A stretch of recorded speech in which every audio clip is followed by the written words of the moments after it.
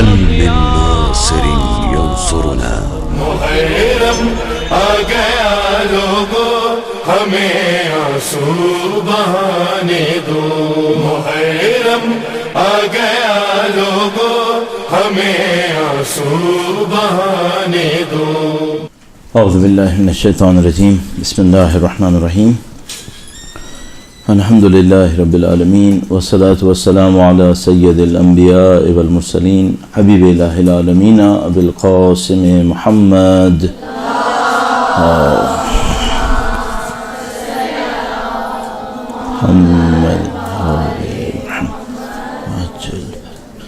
وعلی آلہ الطیبین الطاہرین، سیما بقیۃ اللہ فی الارضین۔ قال اللہ تعالی فی کتابہ الکریم، بسم اللہ الرحمن الرحیم، نريد ان نمن علی الذین استضعفوا فی الارض ونجعلہم ائمہ ونجعلہم الوارثین۔ ایک بار پھر درود بھیجے گا محمد و آل محمد، صلی علی محمد۔ پروردگار عالم کا انتہائی شکر، انتہائی احسان ہے، اس نے ہمیں دین کے پیروکاروں میں قرار دیا، دین کے بارے میں سوچنے سمجھنے والوں میں سے قرار دیا۔ خدا تعالیٰ نے اپنے دین کی تبلیغ کے ذرائع میں سے ایک ذریعہ قرار دیا کہ اس کے دین کی تبلیغ کر سکیں، اس دین کی دین کو لوگوں تک ابلاغ کر سکیں، جو ظاہر ہے کہ بنیادی طور پر انبیاء کا کام ہے۔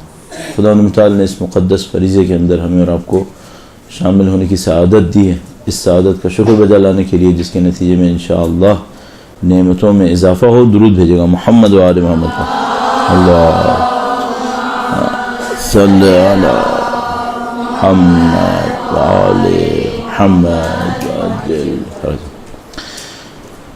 ہمارے پاس انتہائی اہم موضوع ہے، اور وہ یہ ہے کہ ہم اہل بیت اطہار علیہ السلام کی خوشنودی حاصل کرنے والی مجالس کیسے تیار کریں، اور ظاہر ہے کہ تیاری کی جو میتھڈالوجی ہے اس سے زیادہ اس پر منحصر ہوگا کہ تیاری کے کانٹینٹس کیا ہیں، تیاری کے جو آپ کی بنیادی اجزاء ہیں وہ کیا ہیں۔ تو ہمیں کچھ باتیں سمجھ میں آتی ہیں اس سلسلے میں، جو نکات کی صورت میں آپ کے سامنے بیان کریں گے۔ پہلی بات تو یہ کہ ایک مجموعی حکمت سمجھ میں آتی ہے، وہ یہ کہ اہل بیت اطہار سلام اللہ علیہ مجمعین کی زندگی ظاہر عبودیت کا ایک نمونہ ہے، پروردگار عالم کی محض عبودیت۔ اس عبودیت کے اندر ان کی ذاتی شناخت، ان کی ذاتی کمال، ان کے ذاتی مقامات وہ ان کے لیے معنی نہیں رکھتے، بلکہ حقیقت یہ ہے کہ اگر کوئی عبودیت کے راستے میں ترقی کرتا ہے تو اس کے لیے جو چیز حاصل ہوتی ہے وہ یہ کہ اس کی اپنی شناخت محو ہو جاتی ہے، اور جس کو ہم اور آپ کبھی کبھی سنا کرتے ہیں، جس کو ہم فنا فی اللہ تعبیر کرتے ہیں کہ انسان کی اپنی شناخت محو ہو جاتی ہے۔ وہی تعبیر ہی نہیں کرتا کہ میں ہوں اور خدا ہے، بلکہ وہ کہتا ہے میں ہوں ہی نہیں، جو کچھ ہے وہ بس خدا ہی ہے۔ تو یہ بات ہمیں سمجھ میں آتی ہے کہ نبی خدا اور خاندان عطرت و طہارت وہ اپنی علیحدہ شناخت خدا کے مقابلے میں نہیں رکھتے تھے، وہ خدا متعال کے سامنے محض تھے۔ لہذا اللہ کے رسول کا جملہ مشہور ہے کہ فرمایا کہ اللہ کے سامنے محتاج ہونا الفقر، خدا کے سامنے محتاج ہونا فخری، یہ میرا فخر ہے۔ تو چونکہ وہ اپنے لیے علیحدہ وجود کے قائل ہی نہیں ہوتے تھے، اس معنی میں کہ وہ کیا ہے، ہماری خوشی علیحدہ ہے، اللہ کی خوشی علیحدہ ہے۔ الحب للہ افضل الاعمال، الحب للہ والبغض للہ، ان کی محبت اللہ کے لیے، ان کی دشمنی اللہ کے لیے، سب کچھ اللہ کے لیے۔ جس طرح سے ہم کہتے ہیں ان السلم لمن سالمکم حرب لمن حاربکم محب لمن احبکم ولی لمن والاکم عدو لمن عاداکم، تو ان کا سب کچھ خدا کے لیے۔ بس اگر ہم کہتے ہیں ہم کو ایسی مجلس تیار کریں جس میں اہل بیت کی خوشنودی ہو، تو در حقیقت وہ خدا کی خوشنودی ہے، ورنہ علیحدہ سے کوئی ٹائٹل نہیں ہے یہاں پر۔ اہل بیت اطہار سلام اللہ علیہ مجمعین کو چونکہ مجالس اعزاء سے ان کا نام وابستہ ہے، اعزاء سید الشہداء سلام اللہ علیہ کے نام پر اعزاء، اس لیے اس خاطر اس کا عنوان اس طرح سے رکھا جاتا ہے۔ بہرحال ہم اس کو دیکھنے کی کوشش کرتے ہیں کہ ان کی خوشنودی کس چیز میں ہوتی تھی، وہ کس بات سے خوش ہوتے تھے۔ مثال کے طور پر جیسے ہمارے یہاں ایک عوامی رویہ ہے، وہ یہ کہ ہم یوں احساس کر رہے ہوتے ہیں جو ایک لحاظ سے برا نہیں ہے، لیکن تھوڑا سا لگتا ہے کہ اگر غلط غلطی کا ازالہ نہ کریں تو پھر بہت بڑی غلطی ہو سکتی ہے. وہ یہ کہ ہم یہ سوچے ہوتے ہیں کہ شاید وہ اللہ سے قطع نظر نعوذ باللہ تعالیٰ اپنے ذکر سے خوش ہوں گے. نہیں، ایسا نہیں ہوگا. یعنی مثلا کوئی یہ سوچے وہ اپنے ذکر سے خوش ہوں گے چاہے اس کے پیچھے خدا ہو نعوذ باللہ تعالیٰ یا خدا نہ ہو. نہیں، ایسا نہیں ہو سکتا. ان کی اپنی کوئی شناخت نہیں ہے، وہ اپنے آپ کو خدا کی شناخت کے اندر محض کرتے ہیں. تو مثلا کوئی یہ سوچے کہ وہ اپنے ذکر سے خوش ہوں گے نعوذ باللہ تعالیٰ چاہے خدا پیچھے نہ ہو، اس کو تو وہ نصیری تعبیر کرتے ہیں. پھر اس سے تو دشمنی کرتے ہیں، اس سے تو وہ لڑ رہے ہوتے ہیں. تو وہ جو کچھ بھی خوشی اور غم رکھتے ہیں، جو کچھ بھی خوشنودی ان کی ہوتی ہے، وہ سب کی سب ہوتی ہی اس پر ہے کہ ہم اللہ کی طرف بڑھیں. لہٰذا مثلا اگر اللہ کے رسول کسی بات کے اوپر دعوت دیتے ہیں تو وہ اپنی طرف دعوت نہیں دیتے. خدا تعالیٰ بھی فرماتا ہے انک لا تہدی من احببت. اے نبی، آپ اپنی مرضی سے بغیر ارادے الہیہ کے کسی کو ہدایت نہیں دے سکتے. ارادہ الہیہ اس پر ہے کہ آپ ہدایت دیں، اور اتنا زیادہ خدا کا ارادہ ان کے عمل کے اوپر ہے کہ فرماتے ہیں وما رمیت اذ رمیت ولکن اللہ رمی. جب آپ نے دشمن کی طرف تیر بھی چلایا تو آپ نے تیر نہیں چلایا بلکہ اللہ نے تیر چلایا. تو وہ سب کا سب ان کا ارادہ اللہ کے ارادے کے اندر ضم ہے. خدا تعالیٰ ان کے ارادے پہ خوش ہے. فرماتا ہے جو کہتے ہیں وہ میری مرضی سے کہتے ہیں، وما ينطق عن الهوى ان هو الا وحی یوحی. یہ سب کا سب ہے. تو ان کا ارادہ اس پر ہے کہ ہم خدا سے کتنا نزدیک جائیں. لہذا آپ اور میں جب مجلسیں تیار کرتے ہیں، مجالس اعزاء سلام اللہ علیہ کو، سید الشہداء کو برپا کرتے ہیں، تو سب کا سب اس بات پر ہے کہ ہم اور آپ مل کر خاندان عزت و طہارت اور نبی خدا کے ذریعے سے، قرآن کے ذریعے سے کتنا خدا تک پہنچ پائیں گے. تو اگر کوئی قرآن تک پہنچا اور خدا تک نہ پہنچا تو یہ بھی گویا ایک بت قدے میں پہنچ گیا، کیونکہ سب کو لے جانا تو خدا کی طرف. انا للہ و انا الیہ راجعون. تو آپ کو اور مجھے سب سے پہلے یہ دیکھنا ہے، جب میں اور آپ مجلس پڑھ رہے ہیں، مجلس تیار کر رہے ہیں، مجلس اعضاء کے اندر شریک ہیں، اپنے آپ سے بار بار ایک سوال پوچھتے رہیں. آپ اس کو اپنی پریکٹس میں بھی لا سکتے ہیں. وہ یہ کہ یہ خدا ہی کے لیے ہے نا، اور تو کسی چیز کے لیے نہیں. اگر آپ کے ذہن میں یہ بات قائم رہی کہ ہاں یہ خدا کے لیے، تو پھر یہ سب سے بڑی خوشنودی کا سبب بنے گا. ہونا خدا کے لیے چاہیے. تو سب سے پہلی بات جو ہمیں سمجھ میں آتی ہے مجلس کے اندر جو خوشنودی کا سبب بنے گی، وہ یہ کہ ہماری نیت خدا متعال کے لیے پرخلوص ہوگی، تو وہ یقیناً خوشنودی کا سبب بنے گی. اس کے لیے ہم کیا کر سکتے ہیں؟ میں نے عرض کیا مختلف طریقے کر سکتے ہیں. توسل کر سکتے ہیں، لیکن اس توسل کے ساتھ ساتھ یہ دہرانا بھی اچھا ہے. دہرانا اچھا ہے. اب دیکھیے دین خدا کے اندر دہرانے کی کتنی ویلیو ہے. آپ نے روزانہ نہیں معلوم کتنی دفعہ سورہ فاتحہ دہرانی ہے. اچھا جو سورہ فاتحہ کے کانٹینٹس ہیں، اجزاء ہیں، یہ آپ کو رٹے ہوئے نہیں ہیں کیا؟ آپ کو رٹے ہوئے، تو دہرانے کی کیا ضرورت؟ اس میں ایک ذرا سا باریک نقطہ ہے، وہ یہ ہے کہ اگر ان الفاظ کو دہراتے وقت آپ کا ذہن، آپ کی فکر ساتھ ہوئی تو یہ اعتراف ہوگا. اعتراف عمل ہے. لفظ کا دہرانا شاید عمل نہ بنے، لیکن لفظ کے پیچھے اگر فکر ساتھ ہوئی تو وہ اعتراف میں تبدیل ہو جائے گا. اعتراف عمل ہوتا ہے. مثلا جب آپ کہتے ہیں ایاک نعبد و ایاک نستعین، اچھا اگر آپ نے بغیر سوچے سمجھے کہا ہے تو یہ ورد ہے. اچھے لفظوں میں ذکر بھی نہیں ہے، یہ ورد ہے. لیکن اگر آپ نے اس کو واقعاً سوچ سمجھ کے کہا ہے اور ذکر کیا ہے، جس کو خدا تعالیٰ فرماتا ہے فذکروا، ذکر کرو، یہ ذکر اعتراف ہے. یہ آپ اعتراف کر رہے ہیں، اپنی زندگی کا پروگرام اناؤنس کر رہے ہیں ایاک نعبد و ایاک نستعین. اس کے بعد آپ ایک طلب کر رہے ہیں اہدنا الصراط المستقیم. تو اس سے کیا ہوگا کہ یہ اعتراف آپ کی زندگی کے اندر شامل ہوگا. اور یہاں پر ایک اور باریک سی چیز ہے جس کو تھوڑا سا ہم لوگ توجہ کم دے پاتے ہیں. چلیے میں اس کو کسی طریقے سے لے آتا ہوں بیچ میں تاکہ اس کو ہم پہلے پکڑ لیں. یہ بہت بڑا عنصر بن جائے گا ہماری اور آپ کی مدد کے لیے. درود بھیجے گا محمد و آل محمد پر. بیٹا میرے سامنے بیٹھ کے نہیں کرے گا. آل محمد عجل پر. میرے ساتھ ایک بہت بڑی مشکل ہے. میں آپ کو کئی دفعہ کہتا ہوں، اب تو بوڑھا ہو گیا، 30-35 سال ہو گئے مجھے پڑھاتے ہوئے. کوئی ذرا سا ہلے گا بھی نا مجھے سمجھ میں آ جائے گا. اب چاہے میں آپ کی طرف دیکھ رہا ہوں، چاہے میں آپ کی طرف نہیں دیکھ رہا، لیکن اگر آپ ہلیں گے تو مجھے سمجھ میں آ جائے گا، میں ڈسٹرب ہوں گا. تو اگر آپ میرے سامنے بیٹھے ہیں تو آپ ضرور احتیاط کیجیے گا کہ آپ کچھ اور نہ کر رہا ہوں. ٹھیک ہے، کوشش کیجیے گا. ہم لوگ ابھی ظاہر ہے ہم لوگ کی زندگی بہت کم رہ گئی ہوگی، پتہ نہیں کتنے دن رہ گئی، کتنے سال رہ گئے. ہمیں کوشش ہوتی ہے پروڈکٹیو ہو جائے کسی طریقے سے، کوئی نتیجہ نکالا ہے کسی طریقے سے. تو آپ کے ساتھ بھی یہ چاہتے ہیں کہ آپ نتیجہ نکالیں. اچھا، جو اہم بات ہے وہ یہ ہے، ایک وہ علم ہوتا ہے جو ہم لوگ سیکھتے سکھاتے ہیں، کتابوں میں سیکھتے ہیں، درس میں جاتے ہیں، مجلسوں میں جاتے ہیں. علم ہوتا ہے جو ہم سیکھتے سکھاتے ہیں. آپ نے اپنی زندگی میں کیا یہ نہیں دیکھا کہ بہت سارے لوگ بہت کچھ جانتے ہیں کرتے نہیں؟ دیکھا، ہم نے بھی دیکھا، آپ نے بھی دیکھا. اچھا، کیا ہمارے اپنے ساتھ نہیں ہوتا؟ ہمارے اپنے ساتھ بھی ہوتا. بہت کچھ جانتے ہیں نہیں کرتے.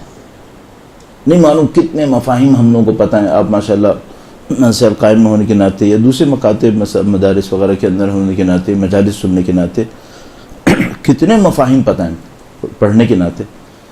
اچھا، اس پہ عمل کیوں نہیں کرتے ہم لوگ؟ تو ہم دیکھتے ہیں کہ نہیں، ایک وہ عقل ہوتی ہے جو سیکھنے سکھانے کی ہوتی ہے، ایک وہ عقل ہوتی ہے جو کرنے کرانے کی ہوتی ہے. یہ دو بالکل علیحدہ ہیں. بعض اوقات لوگ ایسے ہوتے ہیں علم کا انبار لگاتے ہیں، کرتے نہیں ہیں. بعض اوقات لوگ ایسے ہوتے ہیں ایک جملہ سیکھتے ہیں، عمل کرتے ہیں. اللہ کے رسول کا وہ معروف واقعہ آپ پر میں دہراتے رہتے ہیں کہ اللہ کے رسول کے پاس ایک آدمی آیا، اس نے کہا دین سکھاؤ. کسی کو کہا اس کو دین سکھا دو، وہ چلا گیا. جانے لگا تو لوگ ہنسنے لگے. لوگوں نے کو دیکھ کے اللہ کے رسول نے فرمایا کہ یہ آدمی جاہل آیا تھا، فقیہ بن کے گیا. اچھا، اس فقیہ نے کیا سیکھا؟ ایک آیت کریمہ، من یعمل مثقال ذرۃ خیرا یرہ. بس جاہل آیا، فقیہ چلا گیا.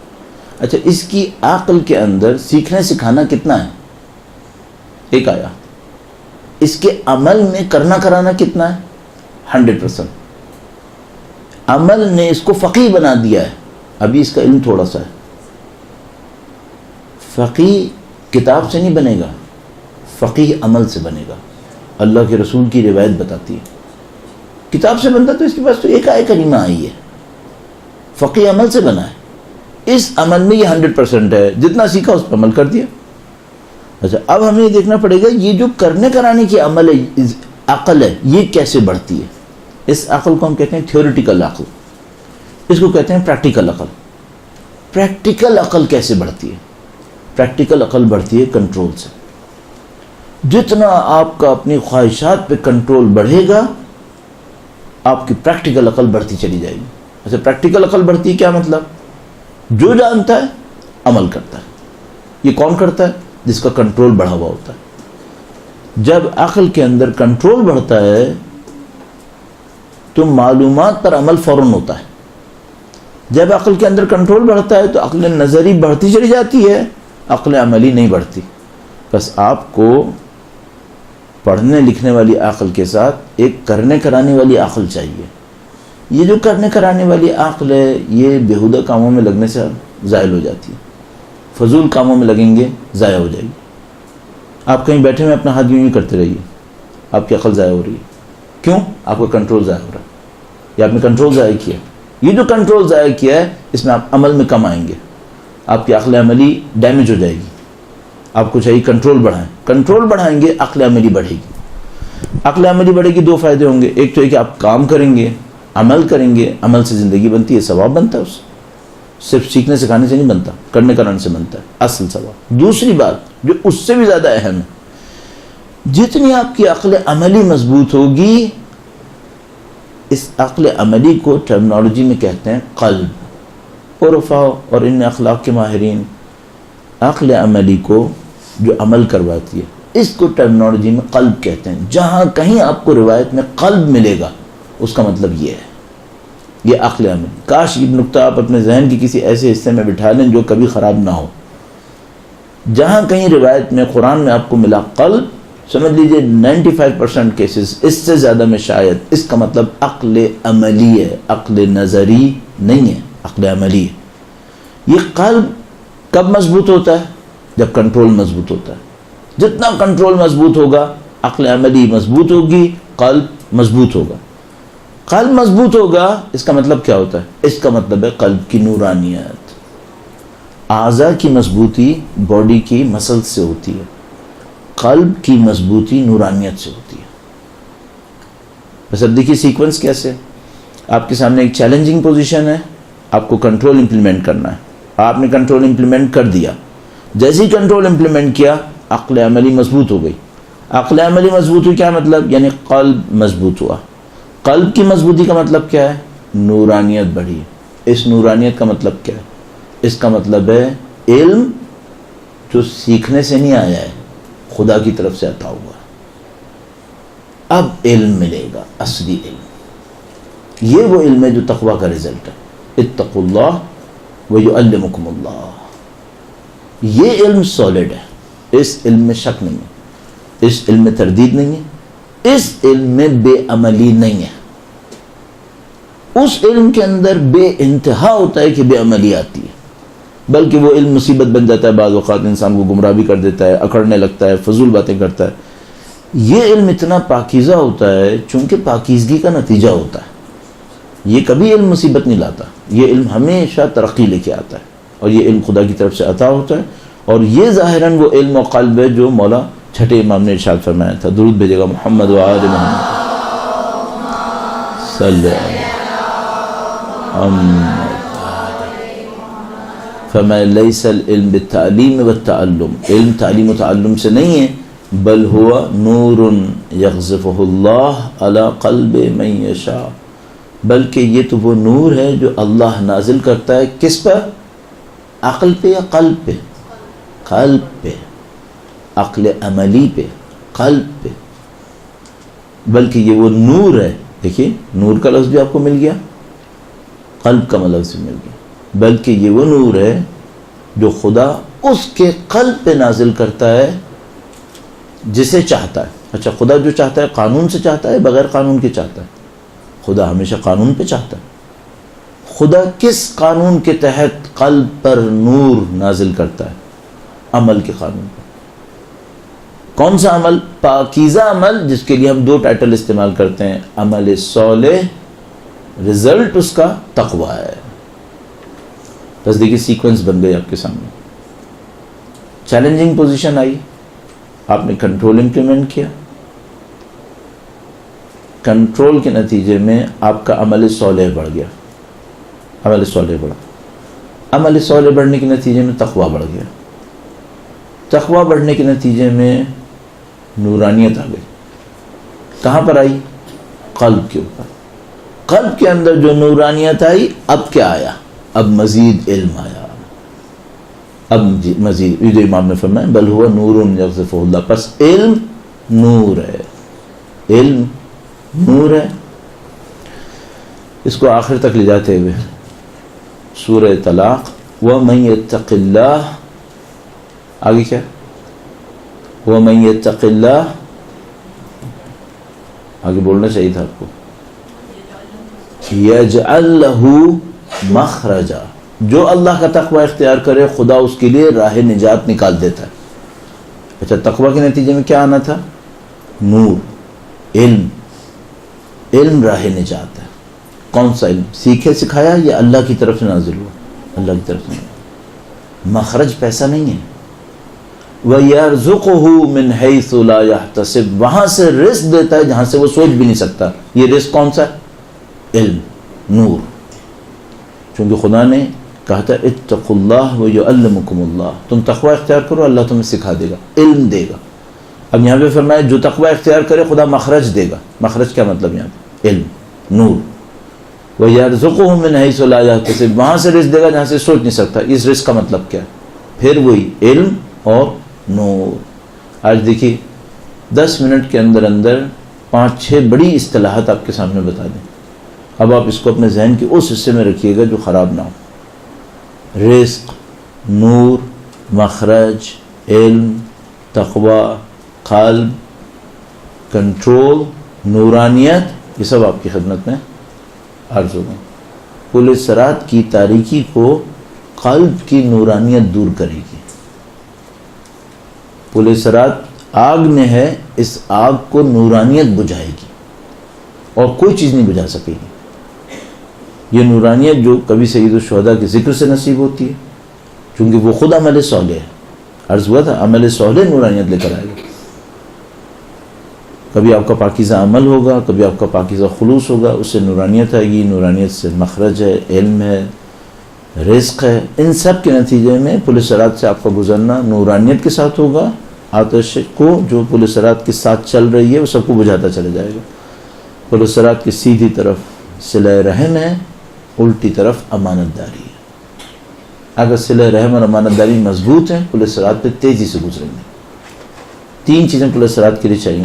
ایک دل کی نورانیت، دوسرا صلہ رحم، تیسرا امانت داری. یہ 3 آپ کے پاس ہیں. پل صراط اور اس کی آگ آپ کو کچھ نہیں بگاڑ رہی. آپ دنیا سے نکلیں، جنت کی طرف جائیں. دل کی نورانیت، دل کی نورانیت کس کا نتیجہ ہے؟ عمل صالح اور تقویٰ کا. عمل صالح اور تقویٰ کس کا نتیجہ ہے؟ کنٹرول کا. اور دل کی نورانیت آتی ہے عقل عملی پر، جس کو ہم قلب تعبیر کرتے ہیں. اس چیپٹر کو کلوز کرتے ہوئے ایک آخری روایت، طلب تو نور القلب. مولا فرماتے ہیں میں نے دل کی نورانیت چاہی، فوجدتہ فی التفکر والبکاء. میں نے دل کی نورانیت چاہی تو اس کو غور و فکر اور گریہ و زاری میں پایا. دل کی نورانیت عمل صالح سے آتی ہے. اللہ گراہ میں گریہ عمل صالح، اللہ گراہ میں سوچنا عمل صالح، باقی سب بھی عمل صالح. تو یہ چیپٹر ہو گیا. اگر آپ کے پاس یہ عقل عملی آ گئی، پھر جو علم آپ کو نصیب ہوگا وہ علم غیر معمولی علم ہوگا. مدرسہ کیا کرتا ہے؟ مدرسہ علم ابتدائی کے لیے زمینہ ہموار کرتا ہے. مدرسہ ابتدائی علم دے دیتا ہے جس کے اوپر کھڑے ہو کر آپ نے تقویٰ، عمل صالح اور کنٹرول کو امپلیمنٹ کرنا ہوتا ہے. اس کے بعد پھر اصلی علم نورانیت نصیب ہو رہی ہوتی ہے. پل صراط کتابوں کو پڑھنے سے نہیں ہوگی، پل صراط پہ دوسرے علم اور اس کی نورانیت سے گزرے گی. ورنہ سارے کمپیوٹرز پل صراط پہ سے گزر جاتے، علمی علم، اس سے کچھ نہیں ہوگا. رٹنے رٹانے سے کچھ نہیں ہوگا. رٹنے رٹانے سے موقع ملے گا جس پہ کھڑے ہو کر ہم تقویٰ اور عمل صالح انجام دے سکیں. یہ سیکوینس آپ اپنے ذہن میں ضرور بٹھا لیجیے گا. اور میں آپ کو گارنٹی سے عرض کر رہا ہوں، اگر یہ جو 10-15 منٹ میں میں نے آپ کی خدمت میں عرض کیا، طالب علم ہونے کے ناطے عرض کر رہا ہوں، میرے دعوے پہ مجھے معاف کیجیے گا. اگر آپ نے اس کو سمجھ لیا اور عمل کر لیا، آپ کی زندگی کچھ اور ہے، آپ کی نورانیت کچھ اور ہے. پھر جو آپ کو نصیب ہونا ہے وہ ایک ایسی چیز بن جائے گی جس کا نعم البدل صرف آخرت ہے. اور آخرت میں اس کا نعم البدل کیا ہے؟ فیہ ما تشتہی الانفس وتلذ الاعین. جو کچھ چاہیں گے ملے گا، نہ صرف سیب اور انگور و نانا، جو کچھ چاہیں گے. فیہ ما تشتہی الانفس وتلذ الاعین. نہ نفس اور عین جو ہم دنیا کے اندر نفس اور آنکھیں دیکھ رہے ہیں، یہ نہیں. اخروی نفس، اخروی آنکھیں جو چاہیں گی خدا وہ دے دے گا. اور ممکن ہے دیدار نبی خدا ہو، ممکن ہے ہمسائیگی امیر المومنین، ممکن ہے سیدہ طاہرہ کی دعا ہو. جو آپ کا دل چاہے گا، اخروی دل جو چاہے گا. دنیاوی دل تو پانی اور شربت بھی چاہتا ہے، اخروی دل پھر سیب اور انگور نہیں چاہتا ہے. اخروی دل کچھ اور چاہتا ہے. اخروی آنکھیں بھی کچھ اور چاہتی ہیں. اخروی آنکھیں پہ نور خدا کا دیدار چاہتی ہیں، وجہ اللہ دیکھنا چاہتی ہیں. یہ سب کچھ نصیب ہو سکتا ہے اگر اس مسئلے کو سمجھا جائے. عقل عملی کیا ہے، قلب کیا ہے، نورانیت کیسے آتی ہے. کنٹرول، شہوات پہ کنٹرول. آپ نے علم اخلاق کے اندر یقیناً پڑھا ہوگا شہوات 3 قسم کی ہیں: قوہ شہویہ، قوہ غضبیہ، قوہ وہمیہ. ان کا کنٹرول آپ کو نورانیت دے گا. تو آپ کون سی مجالس بنائیں جس سے اہل بیت کی خوشنودی حاصل ہو؟ وہ بنائیں جس سے خدا کی خوشنودی ملنی ہے. اچھا، یہ مجلس بنانے کی ایک سادہ سی ٹرک میں آپ کی خدمت میں عرض کر دوں. البتہ میں خود اس میں کوئی تکلف نہیں ہے، میں کہہ رہا ہوں کہ ہم خطیب نہیں ہیں. اور مجھے یاد ہے میں ایک دفعہ مجلس میں پڑھنا شروع کر رہا تھا تو ایک صاحب میں پاکستان کے نامی گرامی بادشاہ گر، بڑے خطیب بنانے والے، تو ان کی نرسری میں بڑے خطیب بنتے تھے. اب شاید کم ہو گیا. تو ایک زمانے بہت بڑے تھے. تو انہوں نے ہمارے ایک دوست سے کہلوا کے بھیجا کہ اس سے کہو کہ ہمارے ساتھ اٹھا بیٹھا کرے ورنہ بڑا خطیب نہیں بنے گا. تو میں نے الحمدللہ اسی وقت ان کو کہلوا کے بھیجا کہ میں نے زندگی میں ارادہ کیا ہے کہ میں بڑا خطیب نہیں بنوں گا، لہٰذا مجھے اس مشکل میں نہیں پھنسنا ہے، میں نے خطیب بننا ہی نہیں. آپ سے بھی عرض کروں گا خطیب نہ بنے. آپ کیا بنیں پھر خطیب نہ بنیں؟ سب سے پہلے دین کا طالب علم بنے. سب سے پہلے دین کا طالب علم بنے. دوسرے مرحلے میں نفس کا تزکیہ کرنے والا بنے، اور جو بیت رہی ہے وہ بولتے رہیں. ختم.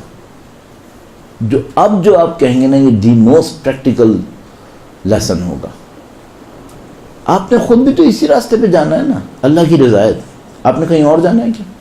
اگر قرآن کریم کا آپ پیغام لوگوں کو پہنچائیں گے قد افلح من زکاہا وقد خاب من دساہا، خود آپ کیا کریں گے؟ خود بھی تو اسی پہ عمل کرنا ہے نا، تزکیہ نفس.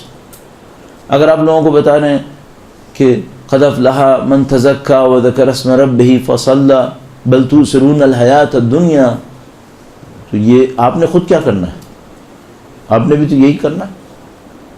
تو جو تزکیے کا پیغام آپ لوگوں کو پہنچا رہے ہیں، درحقیقت آپ بھی تو وہی ہیں. تو جو آپ پیغام لوگوں کو پہنچانا چاہ رہے ہیں نا کہ لوگ یہ کریں، لوگ یہ کریں، یہ آپ خود کر رہے ہوں وہ بتاتے رہیے. بھئی آپ تزکیہ کر رہے ہیں، آپ کو تزکیے کی راہ میں رکاوٹ کیا آ رہی ہے لوگوں کو بتائیں کہ اگر کوئی تزکیہ کرتا ہے تو یہ رکاوٹ آتی ہے. آپ قرآن کریم پڑھ رہے ہیں، آپ کو سمجھ میں نہیں آ رہا، آپ چاہتے ہیں بہتر سمجھیں، کیا ترکیب نکالی آپ نے سمجھنے کے لیے؟ لوگوں کو بتا دیں کہ بھئی اگر تمہیں قرآن کریم نہیں سمجھ میں آ رہا ہو ترکیب سمجھنے کی یہ ہے. آپ چاہتے ہیں آپ سید الشہداء کے راستے پہ چلیں، آپ نے زندگی میں کیسے اس راستے پہ چلنے کا طریقہ اختیار کیا؟ جو آپ نے اختیار کیا لوگوں کو بتائیے. آپ کی مجلسیں آپ کے معنوی عمل کا ریفلیکشن ہونی چاہیے، نہ کہ کتابوں کا ریفلیکشن. کتابوں کو آپ رٹ رٹ کے بولتے رہیں گے، آپ ٹیپ ریکارڈر بن جائیں گے، اس کا اثر بھی کچھ نہیں ہونا ہے. مشینوں کی آوازوں میں کہاں اثر ہوتا ہے؟ اگر مشینوں کی آوازوں میں اثر ہوتا ہے نا تو ہم سارے انسان یہاں سے غائب ہو چکے ہوتے. لوگ کتابوں کو مشینوں سے رٹوا رٹوا کے بول رہے ہوتے. ہم لوگ کیوں ہیں بیچ میں؟ کیونکہ مشینوں کے اثر نہیں ہے، نفوس کے اثر ہوتے ہیں. اثر نفس کا ہوتا ہے نا کہ مشین کا. آپ کے نفس میں اگر طاقت ہوگی آپ کی مجلس میں طاقت ہوگی. نعوذ باللہ تعالیٰ نفس مجروح ہوگا، زخمی ہوگا تو آپ کی مجلس میں طاقت کہاں سے آئے گی؟ وہ مصنوعیات بنیں گی، آپ خطیب بن جائیں گے پھر تو. نعوذ باللہ غلط معنی میں خطیب. اچھے معنی میں خطیب ہوتے ہیں، اچھے معنی میں خطیب ہوتے ہیں، لیکن ایک غلط معنی میں خطیب ہوتے ہیں جن کو ہمارے یہاں معمولاً پبلک کہتی ہے، علامہ کہہ رہی ہوتی ہیں. آپ لوگوں کو نہیں معلوم، لوگ شاید ذرا کم ٹائٹل دیتے ہیں. مردوں کو ٹائٹل دینے میں بڑے سخی ہیں، پتہ نہیں کیا کیا ٹائٹل دیتے رہتے ہیں.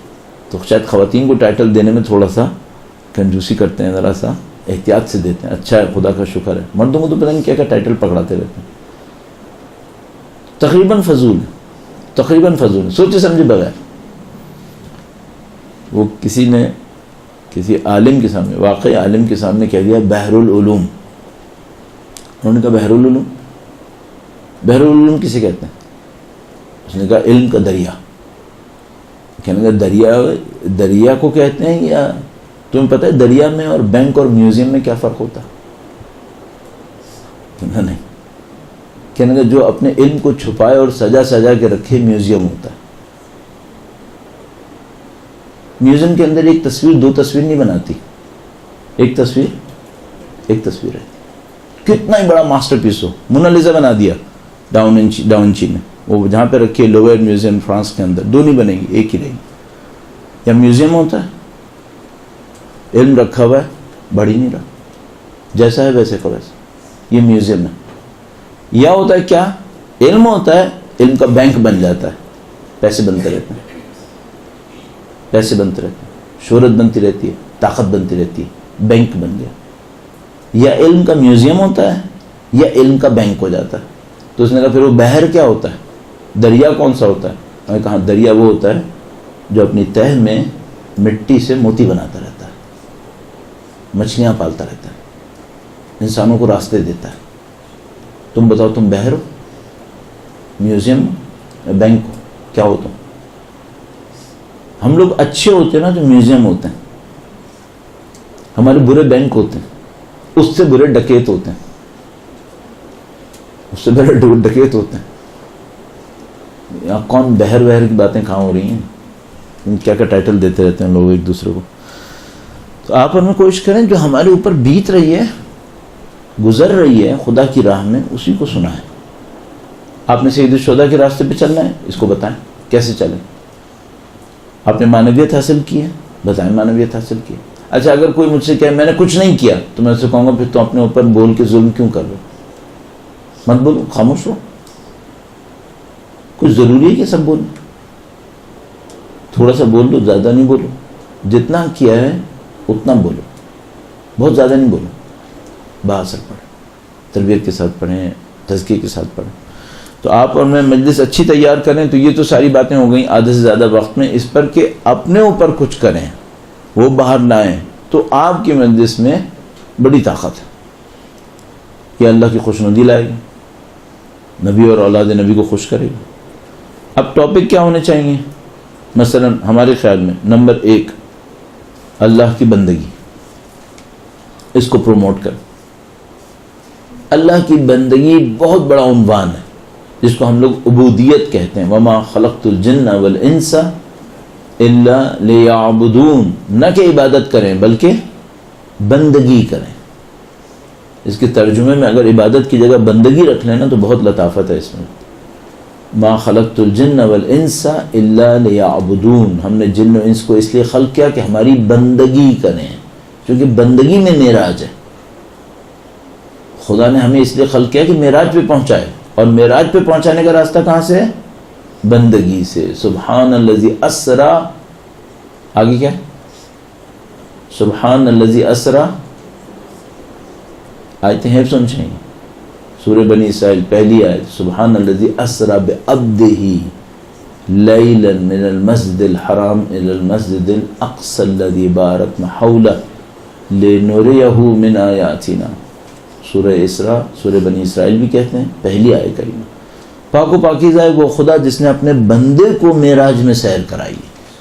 عبودیت, بندگی معراج کی طرف لے کر جاتی ہے. تو خدا فرماتا ہے ما خلقت الجن والانس, ہم نے جن و انس کو بس اس لیے خلق کیا کہ ہماری بندگی کریں, اور بندگی سے کیا ملے گا؟ معراج ملے گی. تو پہلا ٹاپک جو ہماری مجالس کے اندر ریفلیکٹ کرے وہ اللہ کی بندگی ہے. لوگوں کو اللہ کی بندگی کی دعوت دینی چاہیے. البتہ یہ میں نے عرض کر دیا, نہ صرف عبادت کی, صرف عبادت کی نہیں بلکہ بندگی کی. عبادت 20 منٹ 25 منٹ کا کام ہے پورے دن کے اندر, بندگی فل ٹائم جاب ہے. بندگی ہمیشہ کی زندگی, ساری زندگی بندگی کرنی ہوتی ہے, ساری زندگی بندگی کرنی ہوتی ہے. زندگی یعنی بندگی, اور بندگی نہ ہو تو کیا ہے؟ موت. انک لا تسمع الموت, اے نبی آپ مردوں کو نہیں سنا سکتے. اللہ کے نبی کے قبرستان جا کے تبلیغ کرتے تھے؟ نہیں. گلی میں کھڑے ہو کے تبلیغ کر رہے ہیں, اور خدا کیا فرما رہے ہیں؟ اے نبی آپ مردوں کو نہیں سنا سکتے. کیا مطلب؟ فرما رہے ہیں کچھ لوگ ایسے ہیں جن کے قلوب مردہ ہیں. کچھ گھر ایسے ہیں جہاں پہ ایک فیملی رہ رہی ہوتی ہے, لیکن یہ فیملی ان کا فیملی کا قبرستان ہوتا ہے, سب مردہ ہوتا ہے. کیوں؟ نہ قرآن ہے, نہ عبودیت ہے, نہ نماز ہے, نہ ذکر اہل بیت, کچھ بھی نہیں ہے. اپنی منمانی ہوا و ہوس کی پیروی ہے. یہ ان کا فیملی کا خاندان کا قبرستان ہے. رہتے گھر میں ہیں, ہوتے مردہ ہیں. جیسے کہ اللہ کے نبی کو اللہ نے فرمایا انک لا تسمع الموت, اے نبی آپ مردوں کو نہیں سنا سکتے. اللہ کے نبی قبرستان میں جا کے تھوڑی بولتے تھے, تو آبادی میں کھڑے ہو کے بولتے تھے, لیکن خدا کہہ رہا ہے آپ مردوں کو نہیں سنا سکتے. تو آپ جب تک زندہ ہیں بندگی کریں, بندگی زندگی, اور بندگی نہ ہوئی تو پھر کیا ہے؟ موت. بندگی زندگی. نہ عبادت سکھائیں بلکہ بندگی, نہ روحبانیت سکھائیں بلکہ تزکیہ. روحبانیت بھی نہ سیکھیں لوگ آپ سے, نہ آپ روحبانیت کریں گے. سخت کام ہے روحبانیت. گھروں کو ترک کر دے انسان, جنگلوں غاروں میں جائے, تو کوئی بھی نہیں کرتا ہے آج کل. لیکن نہ سکھائیں گے آپ, نہ آپ کریں گے, نہ آپ سکھائیں گے, بلکہ آپ کیا سکھائیں گے؟ آپ تزکیہ نفس سکھائیں گے. تو آپ ایک طرف سے بندگی سکھائیں گے اور بندگی کے ساتھ تزکیہ نفس سکھائیں گے. یہ اللہ کو خوش کرے گا. حضرت موسیٰ علیہ السلام سے خدا نے فرماتا ہے, اے موسیٰ تم نے میرے لیے کیا کیا؟ کہا میں نے سب کچھ تیرے لیے کیا, نمازیں پڑھیں, روزے رکھے, کہا نمازیں پڑھی تم نے کو ثواب چاہیے تھا، روزے رکھے تاکہ تمہیں جہنم سے بچ جاؤ. حضرت موسیٰ نے کہا خدا تو بتا میں تیرے لیے کیا کروں. کہا میرے ناراض بندوں کو میرے نزدیک لاؤ، یہ میری بندگی ہے. آپ بندگی کریں، خود بھی بندہ بنیں، اللہ کے نزدیک جائیں، بندگی کریں، بندوں کو نزدیک لائیں. حضرت موسیٰ علیہ السلام نے پوچھا ہے خدا میں تیرے ناراض بندوں کو جو ناراض ہیں نزدیک کیسے لاؤں؟ تو پہلے ہی ناراض ہیں. کہا ان کو میری نعمتیں یاد دلاؤ، پھر ان کے دلوں میں نرمی آئے گی. اپنے ساتھ بھی یہی کریں، اللہ کی بندگی کریں، اللہ کی نعمتوں کو یاد کریں. ساری داستان شروع ہوتی ہے کہاں سے؟ حمد سے. الحمد للہ، یہاں سے شروع ہوتی ہے. حمد کیا ہے؟ اعتراف کی نعمتیں بے تحاشا ہیں. حمد اس بات کا اعتراف ہے کہ نعمتیں بے تحاشا ہیں. تو حضرت موسیٰ علیہ السلام کو خدا متعال نے کہا کہ میرے ناراض بندوں کو میری نعمتیں یاد دلاؤ، یعنی کیا؟ حمد. سمع اللہ لمن حمیدہ، خدا اس کی سنتا ہے جو حمد کرتا ہے. حمد سے سارے کام شروع ہوتے ہیں. الحمدللہ سے سب کچھ شروع ہوا ہے. اور آپ اور میں بھی ایسے ہی ہیں. تو حمد سے شروع ہوگا. اور میں نے آپ کی خدمت میں عرض کر دیا یہ ایک موضوع ہو گیا، عبودیت، نہ عبادت صرف بلکہ عبودیت، نہ رہبانیت بلکہ تزکیہ. اور عبودیت کی ابتدا اعتراف نعمت سے ہے کہ جو حمد ہے، حمد لفظی بھی ہے، حمد عملی بھی ہے. آپ کو دونوں چاہیے، حمد لفظی بھی ہے، حمد عملی بھی ہے. اللہ کے بندے بنو، اس کا شکر کرو. فَاعْبُدُوهُ وَاشْكُرُوا لَهُ، اس کی بندگی کرو، اس کا شکر بجا لاؤ. اذکرونی اذکرکم واشکروا لی ولا تکفرون. اذکرونی، تم میرا ذکر کرو، اذکرکم، میں تمہارا ذکر کروں گا، واشکروا لی، تم میرا شکر بجا لاؤ، ولا تکفرون، اور کفران نعمت مت کرو. یہ پورا زندگی کا پروگرام ہے، بندگی کا پروگرام. تو آپ کے سامنے ہر چیز واضح ہے الحمدللہ رب العالمین. بس پہلی بات کیا ہو گئی؟ عبودیت. دوسری بات کیا ہوئی؟ انسانوں کی خدمت.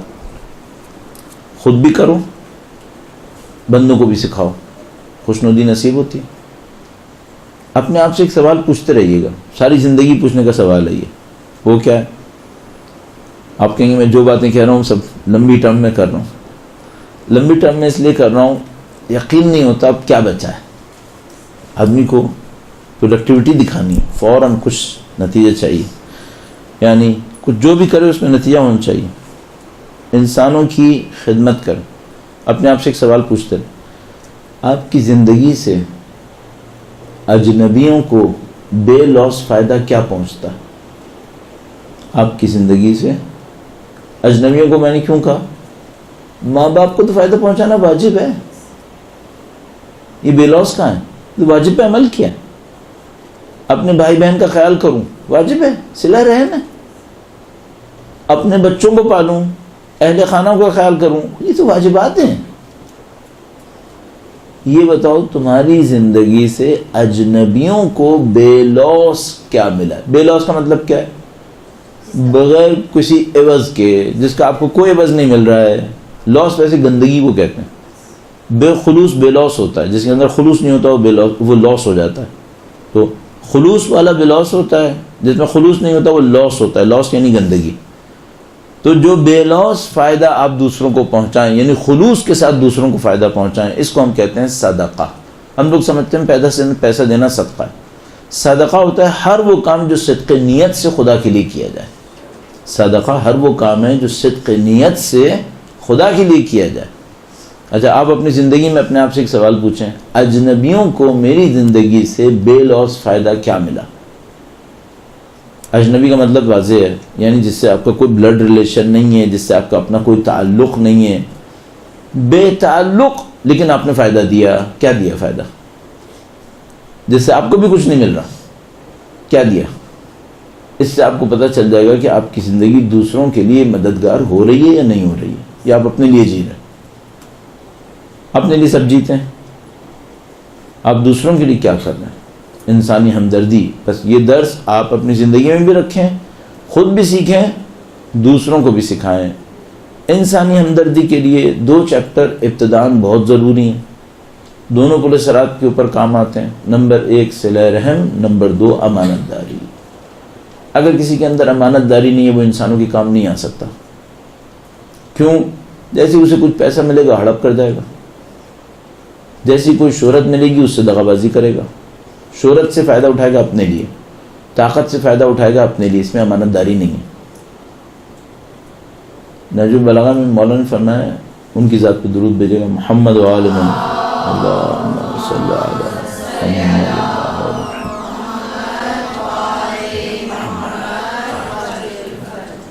فرمایا اللہ نے اپنے کچھ بندے رکھے ہیں جن کو وہ اپنے خزانوں سے نوازتا ہے تاکہ دوسروں کو دیں. امام نے کلمات قصار میں مجھے یاد آتا ہے، خدا نے اپنے بندوں میں کچھ ایسے رکھے ہیں جن کو اپنے خزانے سے نوازتا ہے تاکہ وہ دوسروں کو دیں، اور جب وہ نہیں دیتے تو انہیں محروم کر دیتا ہے. جب وہ نہیں دیتے تو انہیں محروم کرتا ہے. اچھا، اللہ کے خزانے میں ہیرے جواہرات ہیں کیا؟ نہیں. اللہ کے خزانے میں پاکیزگی ہے، دل کی نورانیت ہے. آپ نے دوسروں کو دینے کی ٹھانی ہے نا تو خزانے خدا سے آپ کو ملے گا.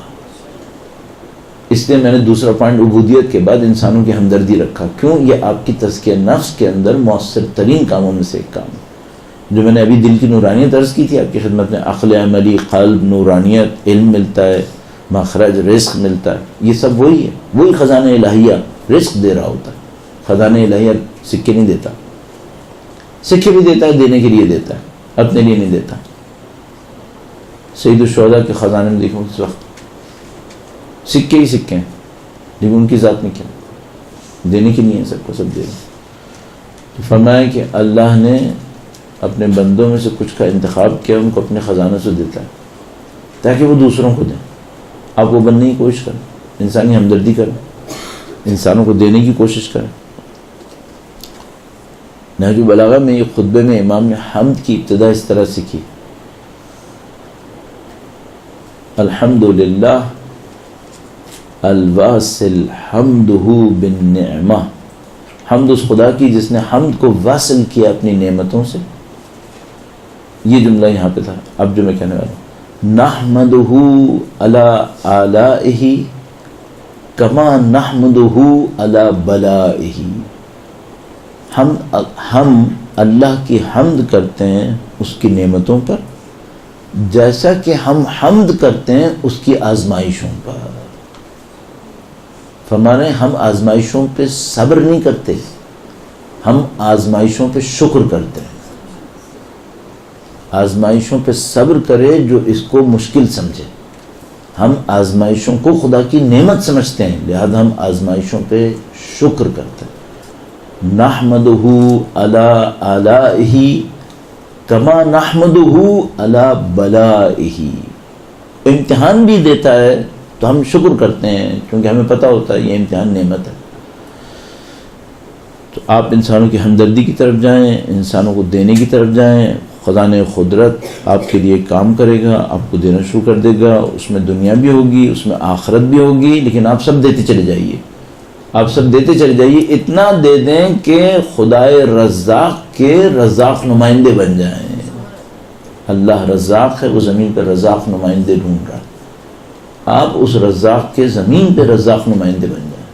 پھر جو وہ دے گا آپ کو اس کی رزاقیت سے ملے گا، آپ کو مل رہا ہوگا، اور آپ اس کی رزاقیت میں واسطہ بن جائیں گے. آپ کے ذریعے سے رزق دے رہا ہوگا. رزق میں ہے علم، نورانیت، سکے سب شامل ہیں. سکے پس ترین. تیسری بات جو مجالس کے اندر ضروری ہے کہ آئے وہ ہے ولایت اہل بیت اطہار علیہ السلام. اور یہ ولایت صرف نعرہ حیدری نہیں ہے، یہ ولایت صرف من کنت مولا فہذا علی مولا نہیں ہے. یہ بھی ہے، یقیناً یہ ہے. یہ ولایت اس سے بھی اور وسیع ہوتی ہے. وہ کیسے؟ ہر ظلم سے لڑو. کیوں؟ ولایت خدا کا انکار کر رہا ہے. خدا ممتحان حضرت موسیٰ علیہ السلام سے کہا جاؤ اس فرعون سے لڑو. کیوں؟ یہ ولایت کا منکر ہے، یہ ہماری ولایت کا انکار کر رہا ہے، بندوں کو غلام بناتا ہے. حضرت موسیٰ علیہ السلام گئے اور کہا یہ جو اللہ کے بندے تیرے ہاتھ میں یہ مجھے دے دے. ادو الیہ عباد اللہ، یہ جو تیرے بندے اللہ کے بندے تو نے اپنے ہاتھ میں پکڑ لیے نا، ان کو آزاد کر مجھے دے. کیوں؟ ولایت تیری نہیں ہے، ولایت خدا کی ہے. تو نے کہاں سے ولایت لی؟ تجھے کہاں سے حاکمیت مل گئی؟ حاکمیت خدا کی ہے. ظلم سے لڑنا، ولایت اہل بیت کا مطلب ہے ظالم سے لڑنا. سید الشہداء نے اپنے والد گرامی کی ولایت کے نتیجے میں جو من کنت مولا فہذا علی مولا سے ملی تھی، کس کا مقابلہ کیا؟ یزید کا. کہا ولایت میرے والد کی ہے، میرے والد کے بعد ولایت میری ہے، اس ولایت میں تو غاصب ہے، میں تیرا مقابلہ کروں گا. اچھا یہ جو مقابلہ کیا یہ اس لیے کیا کہ امام کی حکومت بن جائے؟ صرف نہیں، بندے آزاد ہوں. یہ جو بندوں کو غلامی میں لے کر آ گیا ہے، فرمایا کہ اللہ نے تم کو آزاد خلق کیا، تم غلامی کیوں پسند کرتے ہو؟ تیسری بات جو ہمیں سمجھ میں آتی ہے ولایت اہل بیت اطہار سلام اللہ علیہم اجمعین، اور اس ولایت اہل بیت کا قطعی نتیجہ یہ کہ آپ کو ظلم سے لڑنا ہے. کونا للظالم، باقی کیا ہے؟ کونا للظالم خصما وللمظلوم اونا، کلمات قصار مولا عامل المومنین.